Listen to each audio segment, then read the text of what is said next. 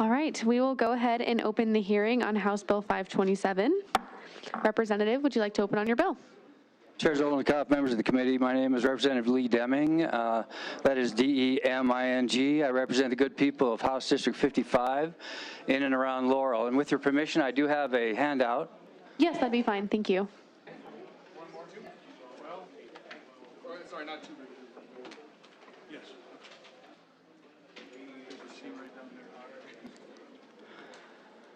Members of the committee, what you have there is just some information that we're going to be covering a little bit here in the hearing.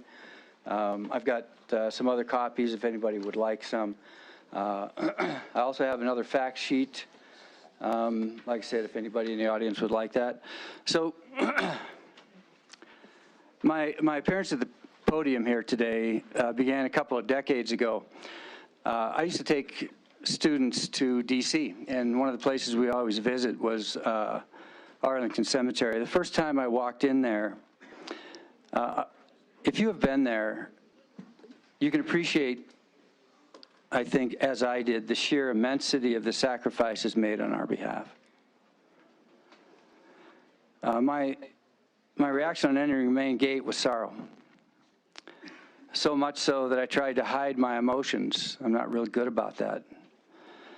When I finally looked up, the first headstone that I focused in on, first headstone I read was a man by the name of Yeager from Montana. Of the hundreds of thousands of headstones, that was the first one I focused on. After sorrow came pride and then gratitude. I decided if there was anything I could ever do to express my appreciation for these sacrifices, I would do it. And here I am.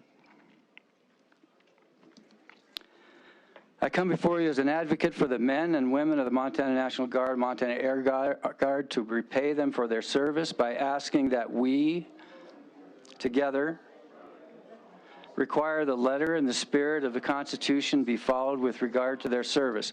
It is the least we can do.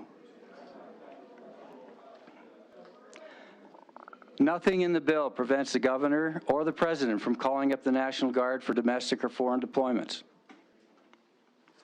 All of the functions the National Guard performs, like support in case of floods or fires or rescues, are still available. All except for combat operations overseas absent a congressional declaration of war. Everything else is on the table. Article 1, Section 8, Clause 11 of the U.S. Constitution reads, the Congress shall have the power to declare war. With complete clarity in that document, the framers vested the power to declare war in the U.S. Congress. They did this deliberately, specifically prohibiting the president from declaring war, and for good reason. It has taken teams of lawyers and generations of bad civics teachers to obscure that simple principle. Today, the National Guard is composed, or is considered the militia, and although there is tension between those two terms, for our purposes, the militia and the National Guard will be synonymous. Article 2, Section 2, Clause 1, the President shall be the Commander-in-Chief of the Army and Navy of the United States and of the militia of the several states when called into the actual service of the United States. Article 1, Section 8, Clause 15, the Congress shall have the power to provide for calling forth the militia to execute the laws of the Union, suppress insurrections, and repel invasions. That's it. These three things only: to execute the laws of the Union, suppress insurrections, and repel invasions. So, Congress declares war, the President prosecutes it. The President commands the Army and Navy and the militia when called into the actual service of the United States. The Congress provides for calling forth the militia for three things: execute the laws of the Union, suppress insurrections, and repel invasions. Any other use is unconstitutional. That's it. That's my argument. The U.S. has not declared war since 1942, when President Franklin Roosevelt asked for a declaration of war from the Congress on Bulgaria, Romania, and Hungary. He asked for this declaration because he believed it improper to engage in hostilities against the country without a formal war declaration. He believed it improper. As everyone knows, the U.S. has prosecuted wars without the constitutionally required declarations many times since 1942. Two of the most recent of those wars were in Iraq and Afghanistan, wars in which Montana Guardsmen participated.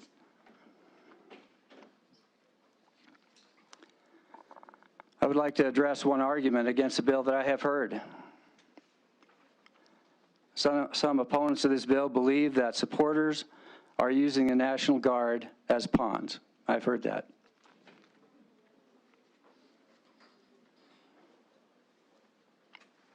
In fact, my primary motivation in bringing this bill is to defend the Guard from being used in this way.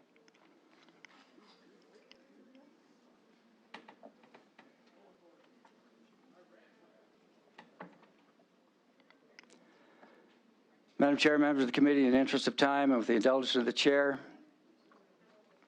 I will share with you just a couple more items for now. I submit to you today that over 482 members of the Army National Guard died in Operation Iraqi Freedom and Operation Enduring Freedom. 36 of those are from Montana.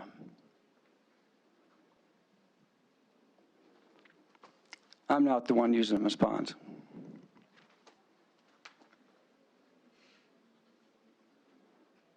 On January 20th at noon, I met with someone very high up in the National Guard about this bill. In that meeting, I learned a lot.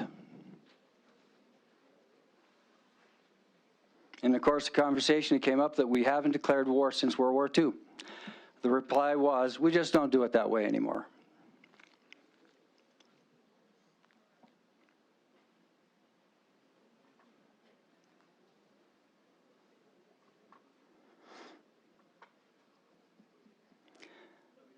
This bill is a pro-veteran and pro-Constitution bill.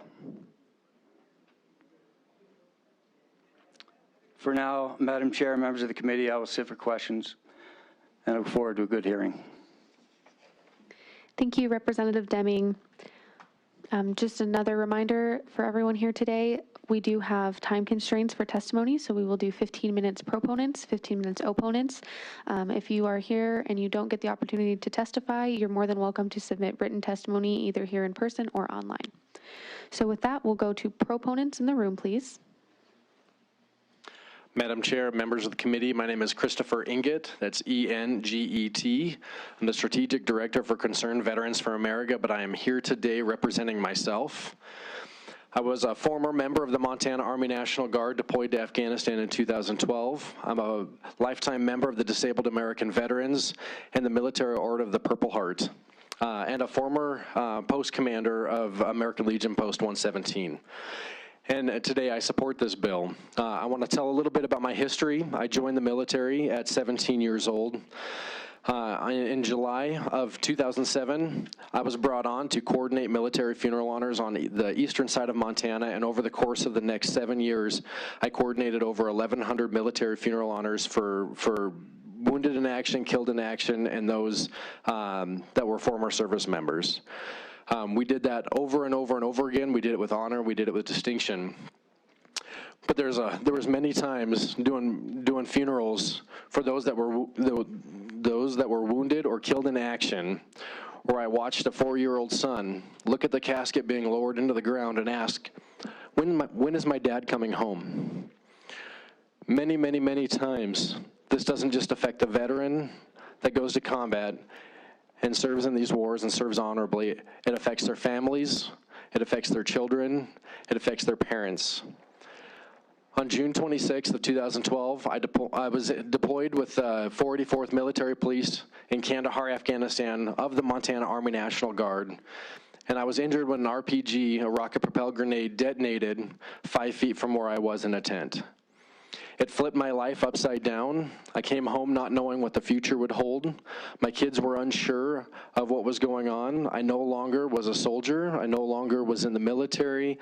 I no longer had a purpose.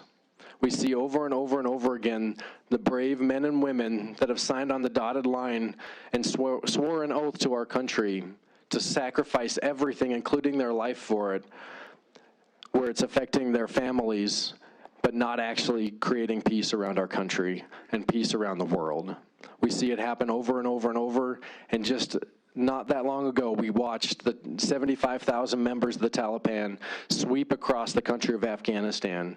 20 years in that country, multiple lives lost, many from this great state of Montana, and we did not create peace in that country. We did not do what we had set out to do in nation building, which is what our military never should do. Congress has abdicated its responsibility to take this sacrifice seriously. Vice Chair Galloway. I don't mean to interrupt, but in the essence of time, we really need to keep to points in the bill. Vice Chair Galloway, I feel this is relevant to the bill. I believe that Congress must declare war if they want to send our men and women into combat and into harm's way. No longer using authorizations of use of military force, but actively declaring war.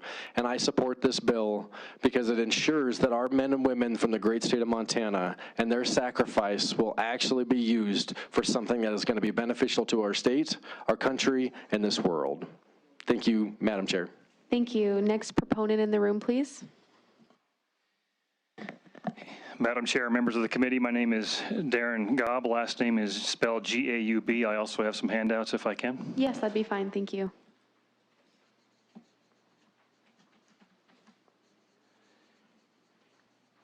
So on behalf of an organization called Restore Liberty, veteran founded by myself and Brigadier General retired Blaine Holt, Montana's for Limited Government, which is veteran run, the Montana Freedom Caucus, and the Global Veterans Coalition, which I founded.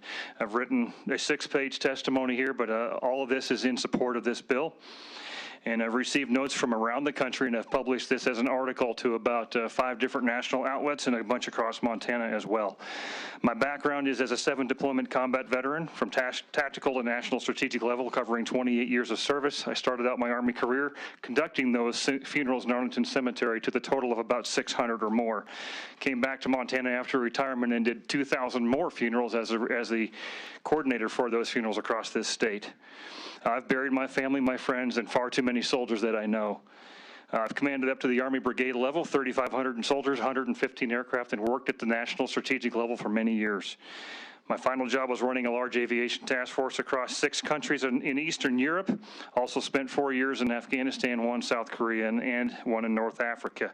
And now work numerous grassroots efforts, including constitutional education. You've already heard about what this bill is and what it does, why it is needed. We've expended blood and treasure in expeditionary conflicts from the Korean War to Syria today, which is still ongoing. This is how Rome operated. This is not how America operates. This bill is, the foundation of this bill is simple. The U.S. Constitution, Article 1, Section 8 is very clear. There is no argument against it. That power has never been delegated. The Supremacy Clause, in the laws that must be constitutional to be supreme. If they're not constitutional, they're not supreme, and they can be discarded. The 10th Amendment, which was written after the Supremacy Clause to give the states the predominant powers. You've already heard about the Guard and the militia. The authorized use of military force is not even really a legal term. It was an excuse for Congress to abdicate their power to the president. The War Powers Resolution of 1973 is the same, and I can promise you the 92-day window that is buried in the War Powers Resolution. I can move entire forces from the Army overseas, and they'll be in the thick of a fight that you can't extract from, and Congress can't just pull the funding. It's too late. They need the declaration before they leave. Quickly running through some arguments you may hear that are not valid. Threats to close military bases. That's a bullying tactic. It won't happen, and Malmstrom will not close. It's got a national strategic mission, and it's not up to the executive and DOD to close bases. This is far more complicated of a process. I've been through it twice. National security. The real risk is in continuing to ignore the clear requirements of the Constitution. Congress can meet and vote quickly if needed. This is only for overseas combat, not for normal National Guard duties stateside and Homeland Security. The courts have ruled as well, only for overseas peaceful training missions can they deploy without a declaration of war. Funding and equipment restrictions, bullying tactics, and distractions, that's all they are. This is about Congress and the constitutional requirement to declare war, nothing else. There's been an argument this does not conform to the Constitution. In fact, that is the entire point. We have not conformed to the Constitution for years. It's time that we start doing that. And it's at the state's level and the governors who have to enforce it. The highest principle here is, and the most important, is that this entire debate is that of adhering to the Constitution and its clearly defined dictates.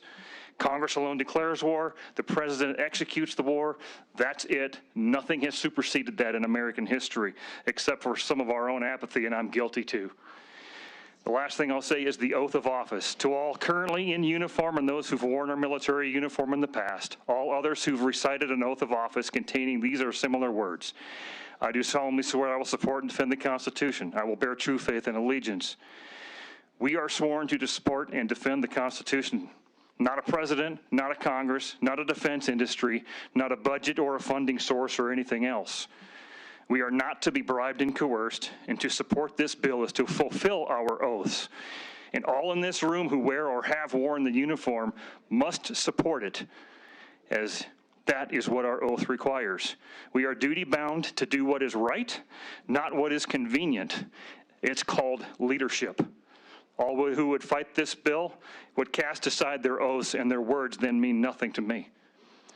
Thank you, and I'll be willing to stand for questions. I'll stand outside, though, and be available if I ask for a due pass. Thank you. Thank you, Mr. Gobb. Next proponent in the room, please. And we do have about 6.5 minutes left for proponents. Madam Chair and committee, my name is Sid Dowd, D-A-O-U-D. I'm a Kalispell City Councilman, and what I'm saying here today does not necessarily reflect the views or policy of the City of Kalispell. I'm also the chair of the MTLP, and I'll be speaking on that behalf. That's the Montana Libertarian Party. I'm an Army vet, a FIST team member, which translates to a Field Artillery Forward Observer. I'm also a medic. I served as a medic during the end of my term. We're simply asking Congress to do its job. I think we all yearn in Montana to go back to adhering to the Constitution, and that's exactly what we're attempting to do here. Our U.S. warfighters in a combat situation are not there because they're fighting for the president. They're not there because they're fighting for the government. They're there because they're fighting for their unit, their buddy next to them in the foxhole, and the people back home. We're trying to reincorporate the people back home into this decision, as our Congress represents the people back home. I've heard a lot of interesting opposition to this due to funding, that the possibility that the federal government could pull funding. And my question that I would like to pose to you in closing is, what is the price to be unconstitutional? What's that number? Ask yourselves that. Thank you for this opportunity, Madam Chair. I appreciate that, and I'll stand for questions in the hallway. Thank you. Next proponent, please. Madam Chairman and committee, Ray Southworth, S-O-U-T-H-W-O-R-H. I joined the Army in 1972 as an airborne paratrooper at 101st Airborne.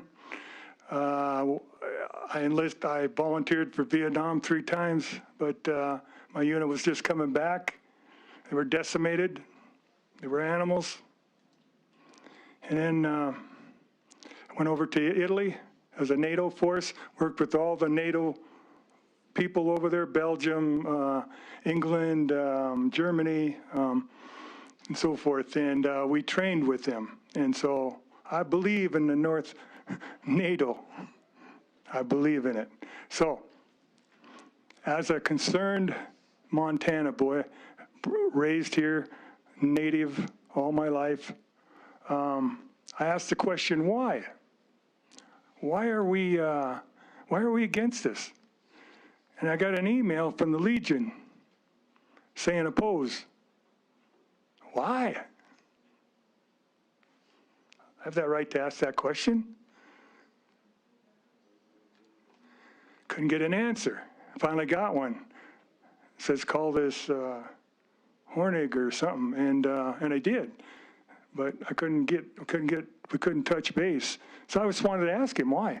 So my question is, you really believe that we shouldn't follow what our forefathers brought in the Constitution?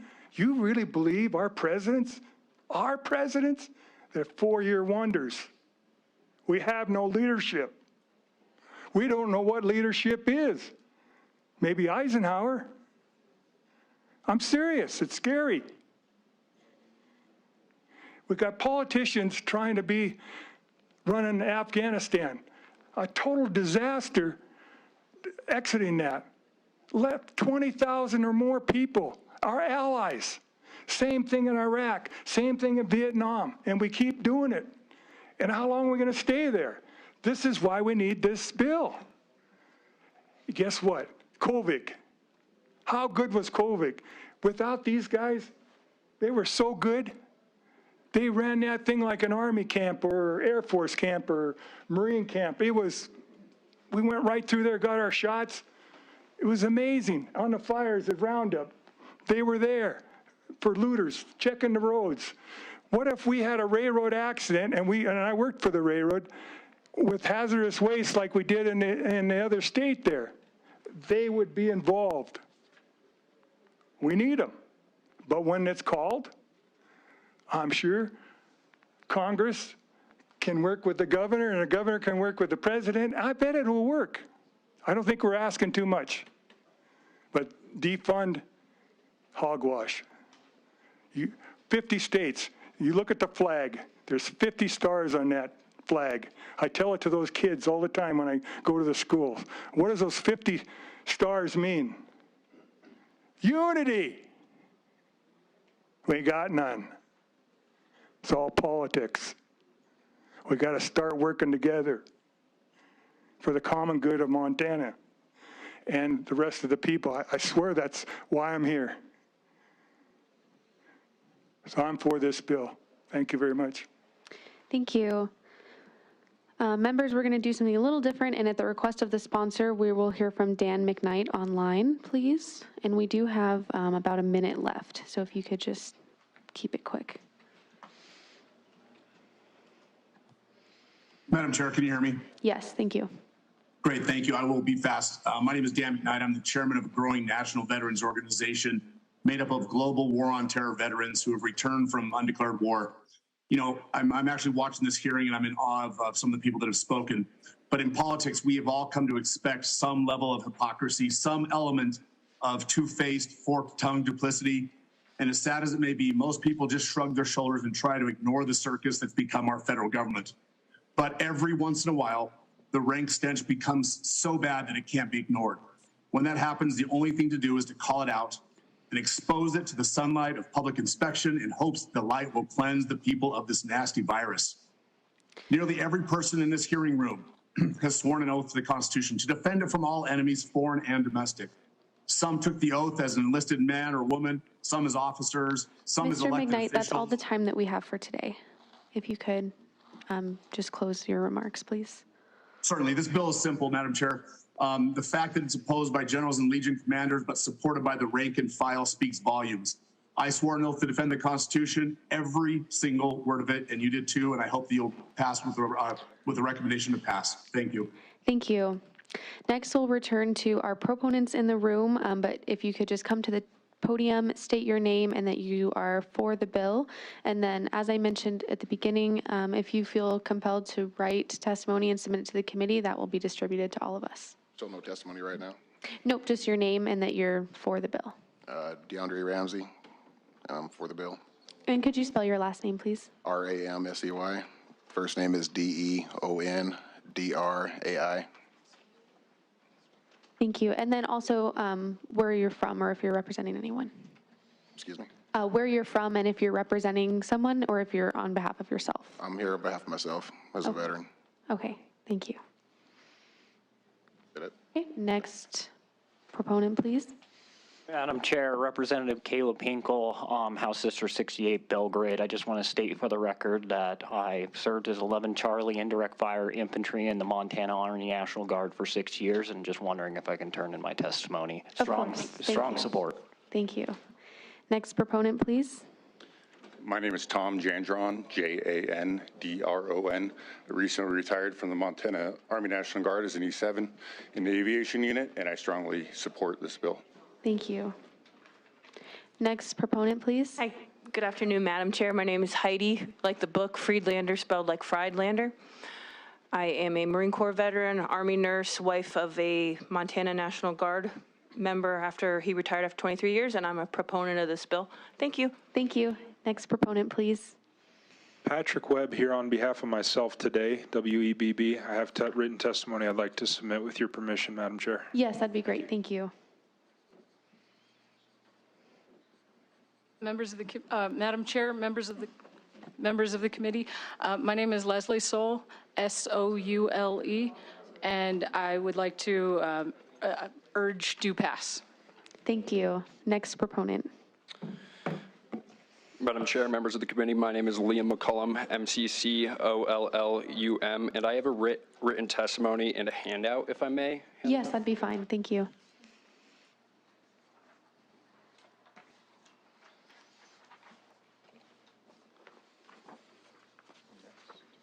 Next proponent, please. Madam Chair, members of the committee, my name is Dustin Scott, S-C-O-T-T, from Helena, Montana, and I strongly urge you to vote in favor of HB 527.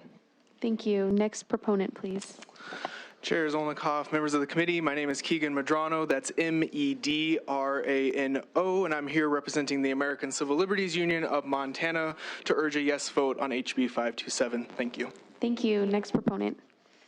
Thank you, Madam Chair, members of the committee. My name is Representative Jedediah Hinkle. I represent House District 67 in Belgrade, and I am representing myself as an individual who took that oath of office to defend our Constitution in order to do pass. And Madam Chair, may I be excused? Yes, you may. Thank you. Next proponent, please.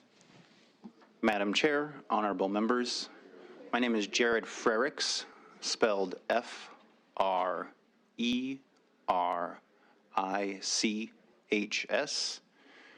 I'm from Billings, Montana. I'm a lobbyist here on my own behalf as a veteran, and I stand in support that you urge do pass, and I'll be available for questions. Thank you. Do we have further proponents in the room? Do we have any proponents in the hall? I doubt they could hear the TV.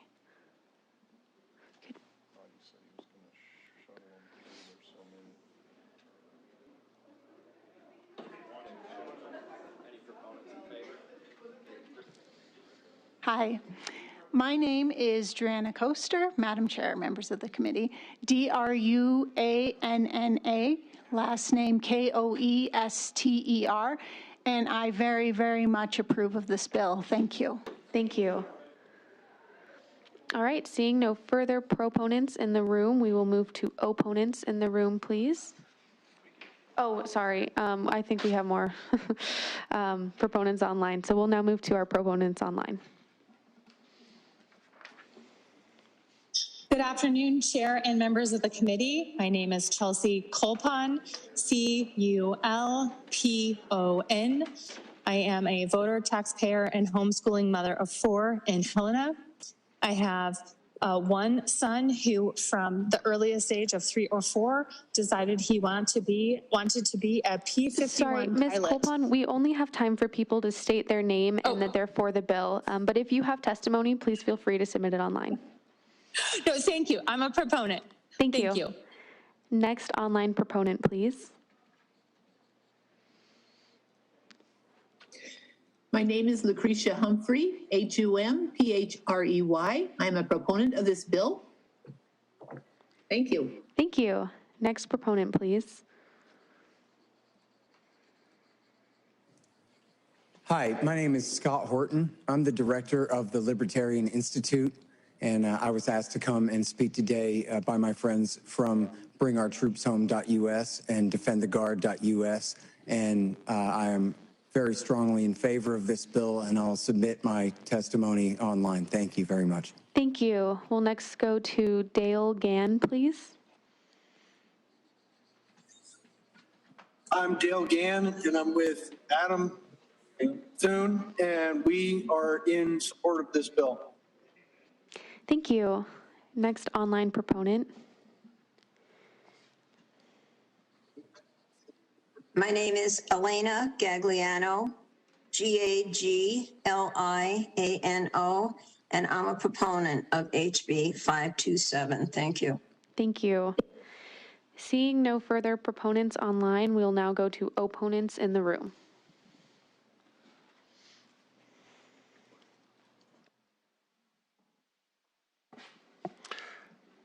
Good afternoon, Madam Chair. I do have a few handouts, if I could, please. Yes, that'd be all right. Thank you. Thank you.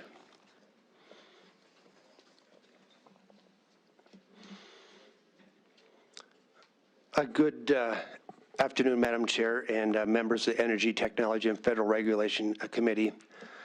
I am Major General J. Peter Ronick, H-R-O-N-E-K. I'm the Adjutant General for the Montana National Guard and the Director of the Department of Military Affairs. A little background, I've been appointed for the last 2 years as your Adjutant General. My career has over 38 years in the Air Force.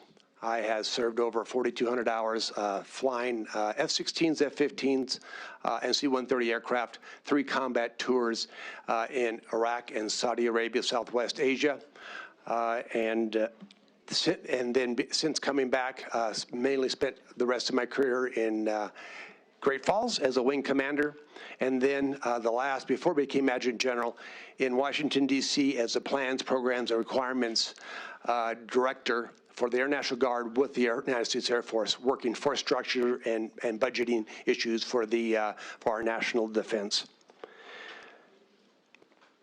Again, appointed by Governor Gianforte 2 years ago, I am here in opposition to House Bill 527. And I hope to show you today that while the intent behind this bill might be noble, if passed, you would put your National Guard, your Montana National Guard at risk defending your state and nation. A little history. The origins of the National Guard began in 1636 when the first militias of North America was treated in Massachusetts. Throughout the years, the National Guard has grown to the robust and well-equipped force it is today. In 1903, Congress passed the Militia Act, which required the states to train their forces in accordance with federal standards in exchange for the federal government providing equipment and funding to the militias. Adhering to the federal training standards helped our nation be more ready for war. The Militia Act of 1903 also created the organized militia, which is known as the National Guard. The National Defense Act of 1916 designated the states' organized militias as the primary combat reserve forces of the Army. It is required that the organized militias receive federal funding be called the National Guard. And finally, the National Guard Mobilization Act of 1933 required that the members of the state National Guard enlist or hold commissions in the federal Army. The National Guard today serves as the combat-ready reserve of the armed forces and constitutes a significant portion of the total combat power and sustainment of the armed forces. The Montana National Guard continues a long and storied history of the citizen soldiers, and it proves exceptional value to both Montana and our nation. And we know that many of your Montanans have paid the ultimate sacrifice, which we are called to duty. My forces are also well-trained and equipped as their active duty counterparts at a fraction of the cost, and the state gets a significant benefit from the Guard, which I will discuss here shortly. The U.S. Congress power over the organized militia is found in Article 1, Section 8, Clause 15 and 16, as is the case with many of Congress's powers, and the power to call forth the organized militia has been delegated to the President and the Secretary of Defense because today the National Guard is a combat-ready reserve component of the armed forces of the United States. So look at the chart there. I have provided, not the fold out, but the chart. I provided a chart to explain these instances in which the National Guard can be mobilized into active duty, both domestically and overseas. The proponents of House Bill 452 argue that Congress cannot delegate its power to call forth, but I will hit a few instances what they have. If you look at it, the top is what is in the bill is a declaration of war.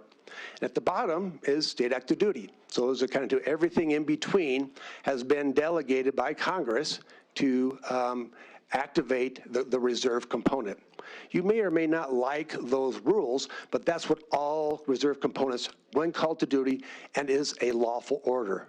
So when I receive this as a lawful order from our civilian government and from what's been delegated by Congress, I must follow. I don't think anybody in this room would want us not to just say, well, I don't feel like following that today. You expect when called to duty by a lawful order, we will respond and do our best and basically take and defend our nation to our utmost abilities that we have, to include the ultimate sacrifice. These statutes are lawful orders and must follow. Proponents say this cannot. This is false. The United States Supreme Court has held many times throughout our history that Congress can delegate its powers to the executive branch of its agencies. This is well settled.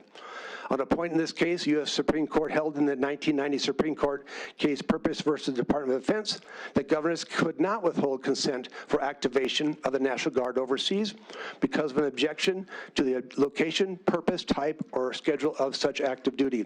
Central to Purpose is the fact that members of the state of National Guard are also members of the armed forces of the United States and can be activated under the authorities listed on the chart I provided you. The governor's power over the state militia ceases once the National Guard is activated because they are in federal military. The proponent also argues that for military force to be used overseas, that the U.S. Constitution requires a formal declaration of war. This again is false. Since our nation's founding, force has been used by U.S. presidents without a declaration of war and almost contemporaneous to our nation's second constitution ratified in 1788. Alexander Hamilton argued that if the United States is attacked, it is already at war and is not required for Congress to declare war. Congress seemed to agree with Hamilton's view and issued a limited authorization for the use of force from the United States to seize all vessels and goods in the Bay of Tripoli.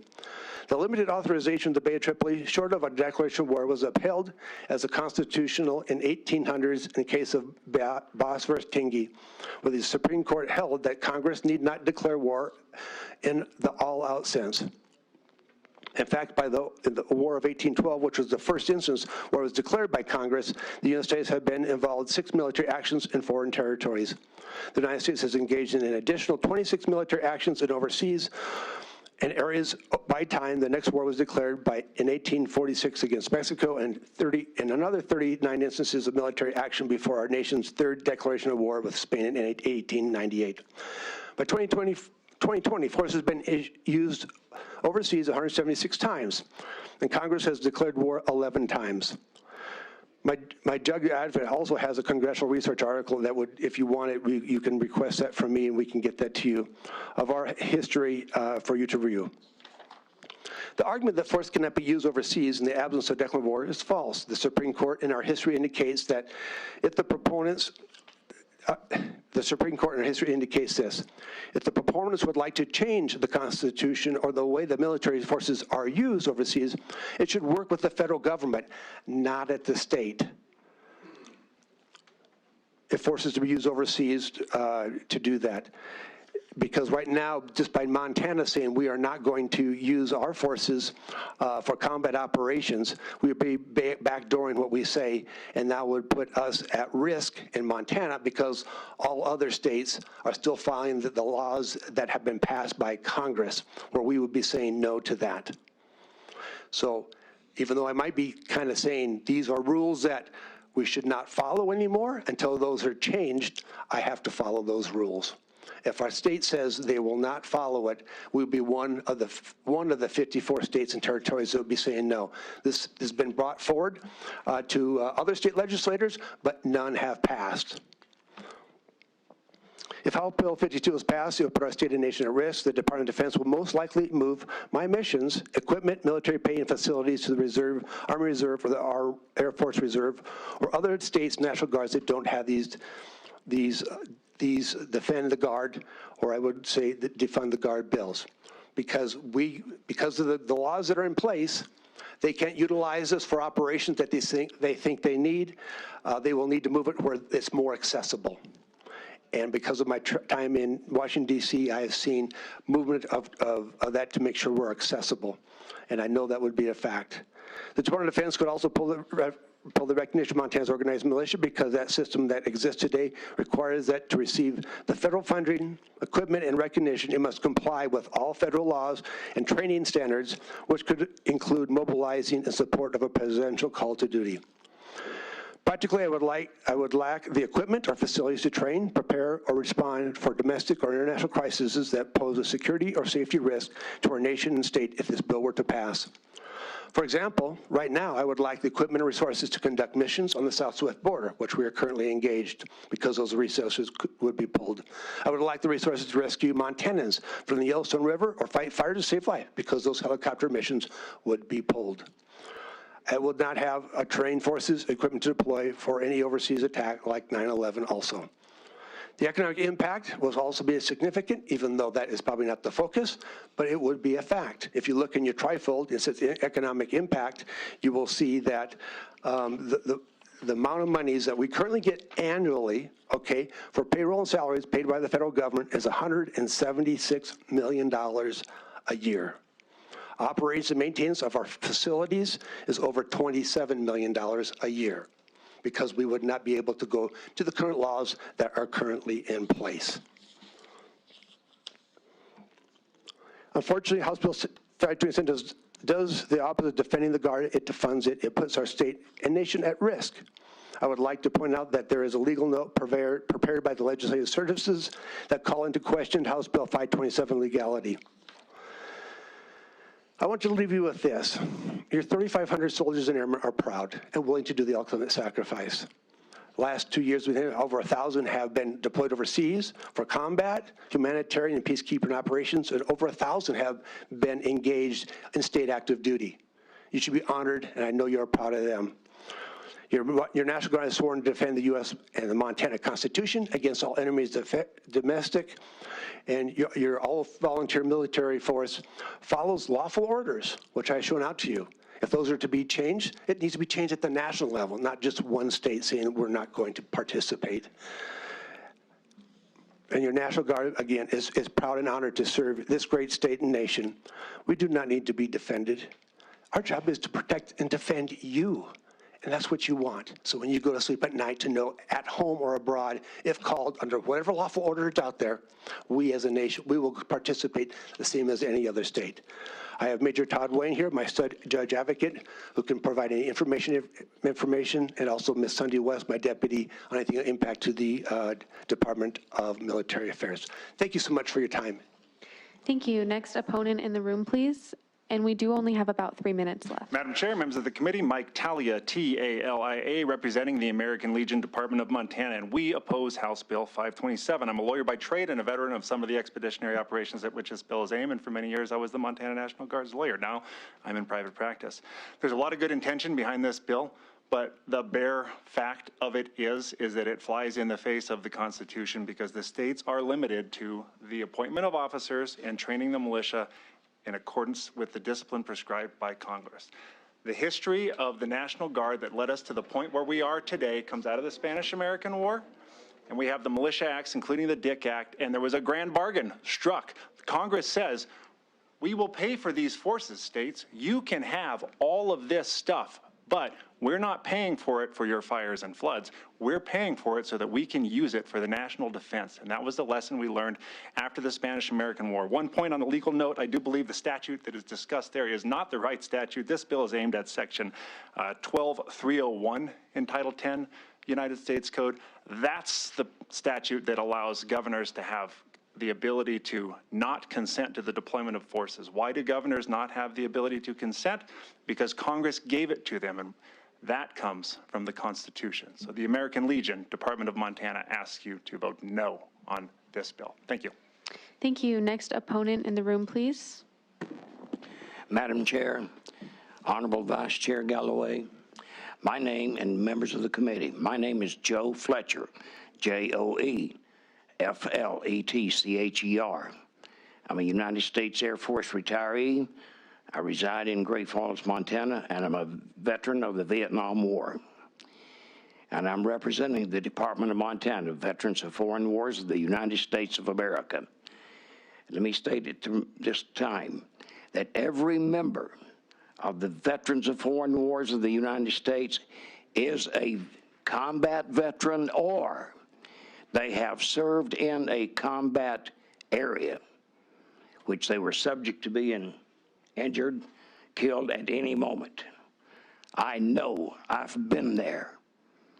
I learned how to roll out of a bed and pull my mattress over me as I went on the floor and prayed to God that I'd make it through that attack. So this bill, we, the VFW of Montana, we oppose this, vehemently oppose it. We think it's wrong for the state, wrong for our nation. And I just want to make a side note for personal. Just a few minutes ago, there was a gentleman here in this room that was a veteran. And I was deeply offended when he slandered my oath, my loyalty to this great nation. I'm offended by it, and I would never, in a million years, would I slander another veteran. I might disagree with them, but I would never slander their honor, their loyalty to this great nation. Thank you. God bless Montana and the United States of America. Thank you, Mr. Fletcher. That is all the time we have for opponent testimony today. So if there are further opponents in the room, please state your name at the podium.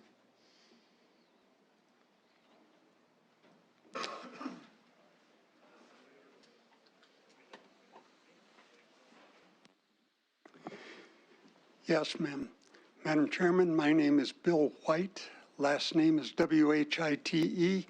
My job with the Legion is a liaison to the governor, and I'm against this bill.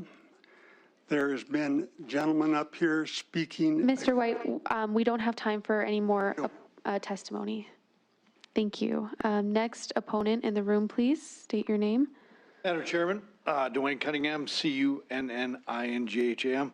I'm the adjutant for the American Legion of Montana. I am an opponent of this bill as it is written. Thank you. Thank you.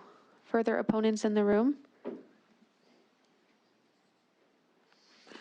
Madam Chair, members of the committee, my name is Lowell Long, L-O-N-G. I am a almost 24-year member of the National Guard, deployed to Iraq once, and I oppose this bill. Thank you. Further opponents? Seeing no further opponents in the room, if you are an opponent online, please raise your hand. We'll start with Roger Hagan, please. Thank you, Madam Chair. Can you hear me? Yes, we can. Please state your name. Madam Chair, for the record, Roger Hagan, last name spelled H-A-G-A-N, and I represent the Montana National Guard Officer Association, the Montana National Guard Enlisted Association, and I am in opposition to this House bill. We urge your do not pass. Thank you. Thank you. Next opponent online, please. Madam Chair and committee, can you hear me? Yes, we can. Thank you. My name is Richard Liebert, spelled L-I-E-B-E-R-T, cattle rancher in Cascade County. Retired Army Colonel, 40 years service, active Guard and Reserve, and 6 proudly spent in the Montana Army National Guard. And this bill would be better put as a resolution and demand Congress do its job. I agree with the sponsor, but I think it'd be better as a resolution, and don't leave it as a bill that would cripple the Montana National Guard. Thank you. Thank you. Seeing no further opponents online, we will move to informational witnesses in the room, please.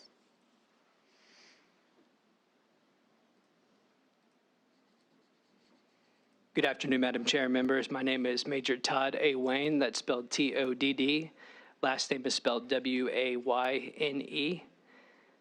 I am the Deputy Staff Judge Advocate of the Montana National Guard. I'm one of Major General Ronick's attorneys over at Fort Harrison. I've been a judge advocate for 13 years, and I have extensive backgrounds in national security law and kind of the issues that we've touched on today.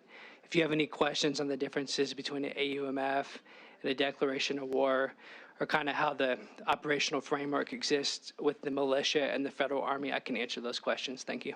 Thank you. Next informational witness, please. Madam Chair, members of the committee, my name is Sunday West, spelled W-E-S-T. I'm Deputy Director for the Department of Military Affairs. Military Affairs is somewhat connected with the Guards, so if there's any questions how this will impact the department, I'm available. Thank you. Seeing no further informational witnesses in the room, do we have informational witnesses online? No, Madam Chair. Okay, we will move to questions from the committee. Representative Green. Thank you, Madam Chair. This question will be for Major Wayne. Major Wayne.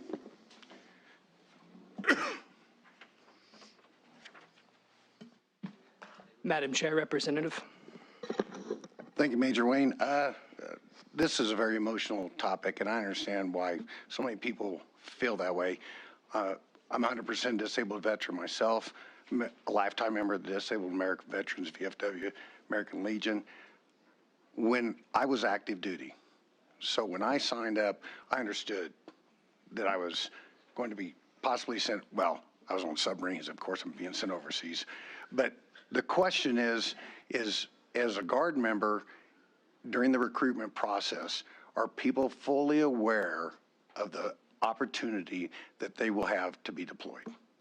Madam Chair, Representative, first, I'd like to thank everyone for their service, including yours, and everyone that spoke here today. Since 1933, members of the organized militia, the Montana National Guard, or any state's National Guard, have held two statuses. One, they're in the state militia, and then two, they're in the federal Army or Air Force. So during that process of enlistment, yes, Representative, Madam Chair, they take oaths and they're explained the entire process of serving in the military. They go through the same training as their active duty counterparts and are called on many, many times to serve just like active duty. Thank you. Further questions from the committee? Representative Cordum.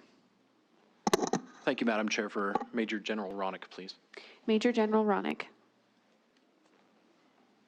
Madam Chair, Representative Cordum. Madam Chair, Major General, can you describe the impact this bill would have on our disaster response in our state? Madam Chair, Representative Cordum, it would have several-fold.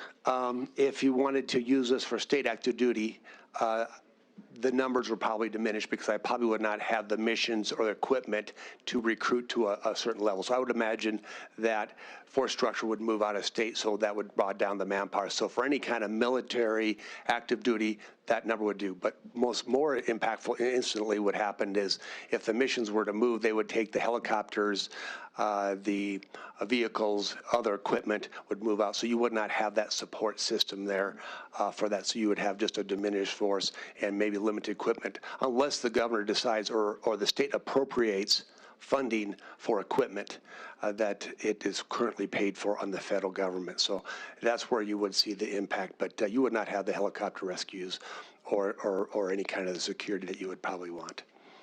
Thank you, Major General. Madam Chair. Further questions, Representative Fielder? Madam Chair, I have a question for Mr. Dan McKnight, if he's still online. Mr. Dan McKnight. Yes, I'm here. Madam Chair, Mr. McKnight, we've heard that there's a real threat that we would see equipment and funding and training and stuff moved out of Montana if this bill was to pass. Is there a real threat in your opinion, sir? Madam Chair, Representative, thank you for the question.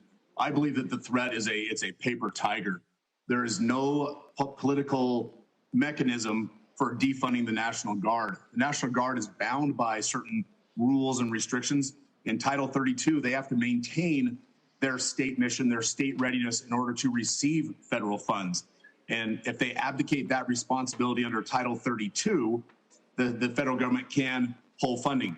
This bill has nothing to do with Title 32. This is only about Title 10, which deals with foreign overseas combat deployments or foreign overseas training missions. So I don't believe that there's any political machine that would defund the state's National Guard because it would affect readiness and it would affect actual defense of the country in the time of an attack. Thank you, Mr. McKnight. Madam Chair. Further questions from the committee?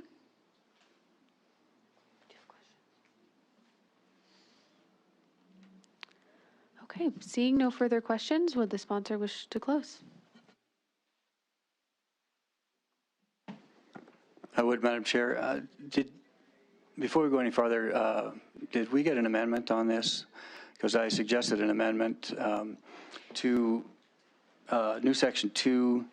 Yes, Representative, we have the amendment in front of us. Oh, you do? Okay, excellent. We do, yes, thank you. So on, we just want to make it absolutely perfectly clear to everybody that none of the missions except for combat operations overseas without a declaration of war are prohibited by this. Okay, so what that amendment does is I think that makes that crystal clear.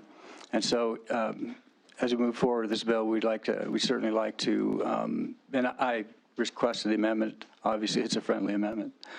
Okay, so that's one of the things I want to make sure we covered. I kind of forgot about that earlier. All right, so there's a couple of things I'd like to finish up with here. And I've actually heard this a couple of times. You know, Montana hasn't, you know, if we were to pass this, we'd be the first state in the union to pass this. And I've heard from some folks that Montana can't be first. You know, if this is going to happen, we can't be first. And I just wonder about that. You know, why not? Montana's been first in a lot of things. And I think this is a great idea.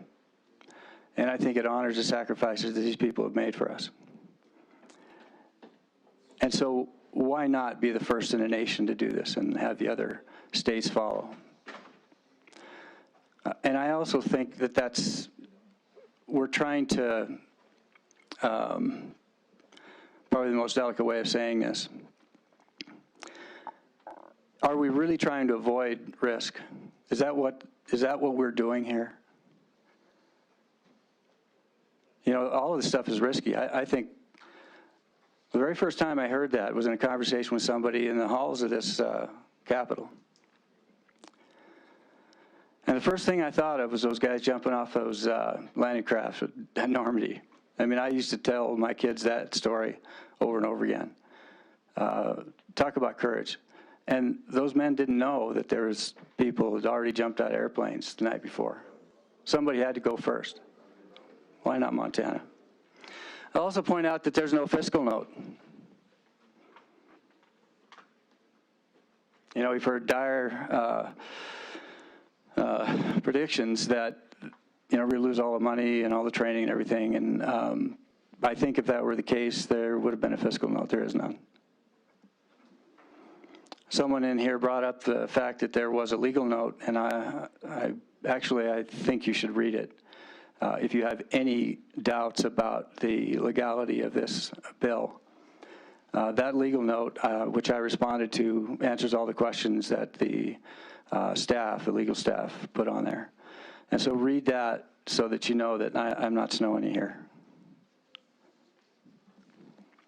And a couple of things that were brought up, you know, the supremacy clause was in there, and this case that I'm going to talk about in a second is Perpich. And I think I spent more time on the legal, but I would like to talk to you about that here for just a second. Supreme Court really hasn't addressed this issue. Yes, the Supreme Court has said that governors cannot withdraw or withhold National Guard forces from overseas deployment for training only. That Perpich case that was referenced earlier on, that only dealt with training, not combat overseas, absent a declaration of war. So again, I think I left that on one of the handouts that I gave you. If you want to read up on Perpich, that's exactly what it was. Okay? I go into the supremacy clause, we don't have time. Is this a threat to national security? The bill doesn't prohibit the Guard from being deployed to overseas combat.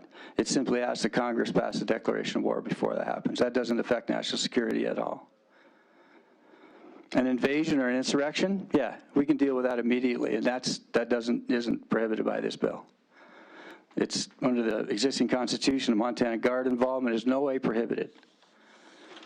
Let's talk about the money or the training we would lose. Again, no fiscal note. This argument has been the most common. Will the Department of Defense withdraw the resources necessary for the Montana Guard to complete its state and national missions? I think it's unlikely. It'd be politically untenable. No U.S. congressperson is going to vote to do that, to defund their own National Guard forces. That's not going to happen. All this bill is asking is that if the Montana Guards are going to be used in combat overseas, that the Congress legitimize their participation by declaring war. That's all this is asking. This bill doesn't threaten Montana Guards' readiness. The reduction in readiness will come, if at all, from the national government's reaction to passage of this bill. Madam Chair, I'll try to wrap up. I know you guys' time is limited. I apologize.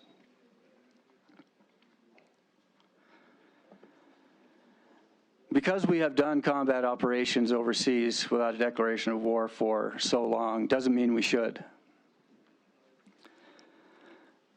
Authorization for the use of military force, which is broad authority given to the President by the Congress, is really an abdication of Congress's responsibility. The bill's contention is that if Congress has time to pass an authorization for the use of military force, it has time to follow the Constitution and authorize combat operations with a declaration of war. They have time to do it.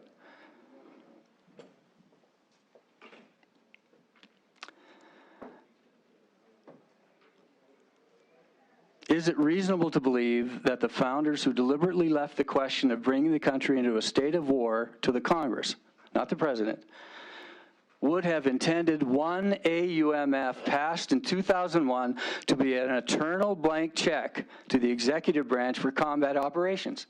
This is license, not a check on the executive branch.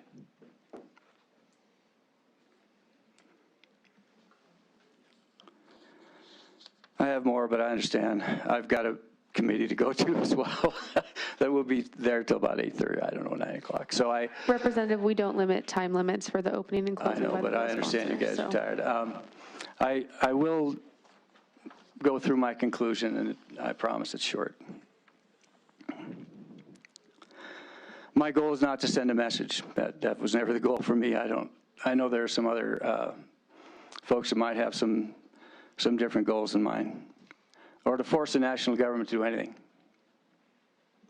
My goal with this bill is that if the President decides to commit troops into combat without a constitutionally prescribed declaration of war, that our Montana Guard be left to deal with the local emergencies that would inevitably occur that were referenced. We need them to do that. I read an article the other day that we've got drug cartels in Montana now that are becoming a real threat. I'd kind of like to have the National Guard around. I have great confidence in those people. I hear them grinding away out there at night in the helicopters. That is a professional force, and I want them here to help us.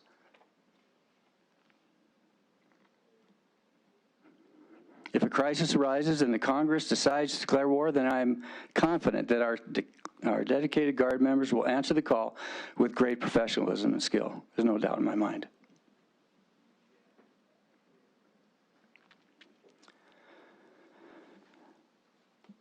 I think that's enough, everybody. So I thank you for a good hearing, and thank you for scheduling us, and I urge you to vote for this bill. Thank you, Representative Deming. This concludes the hearing on House Bill 527. We'll give a moment for the room to clear out. I need to order dinner in and then a midnight snack too, you know. When I'm reading up there, still got to go.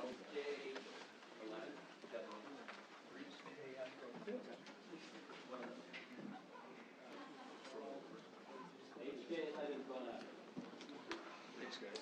Yeah. Thanks for 1969 and 72. Members, we're going to take a quick 5-minute break while we wait for our next bill sponsor. We will reconvene at 5:18 on the dot. Excellent. Members, we will now open executive action on House Bill 527. Madam Chair, I do move House Bill 527 do pass. Members, you've heard the motion by Vice Chair Galloway. I believe there is an amendment for this bill. Vice Chair Galloway.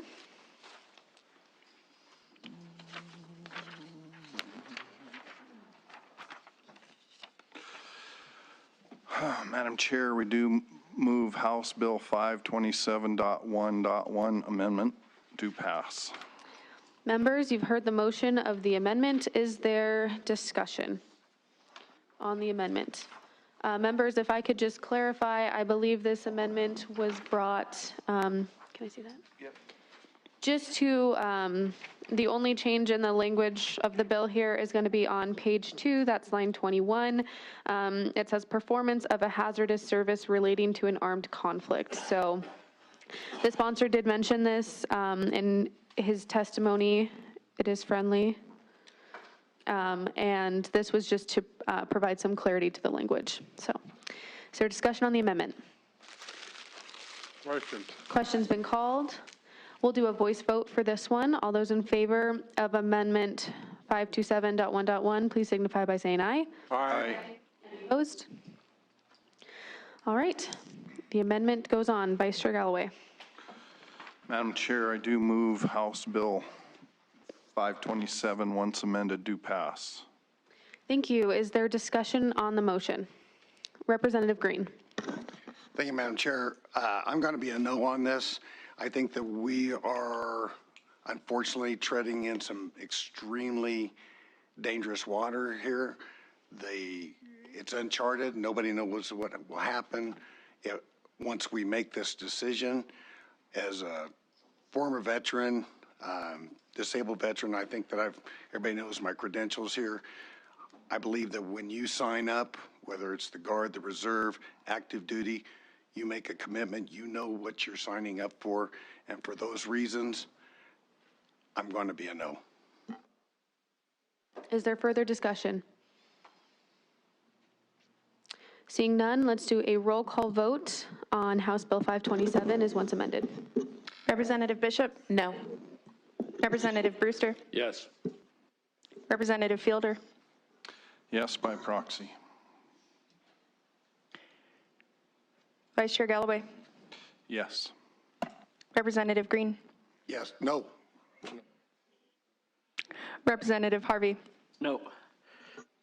Representative Kazmaier? No. Representative Kometz? Yes.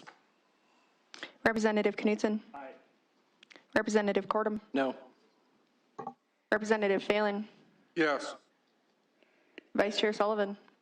No. Chair Zolnikov? Yes. Members, the motion carries 7-6. House Bill 527 will move to the floor. This concludes executive action on House Bill 527.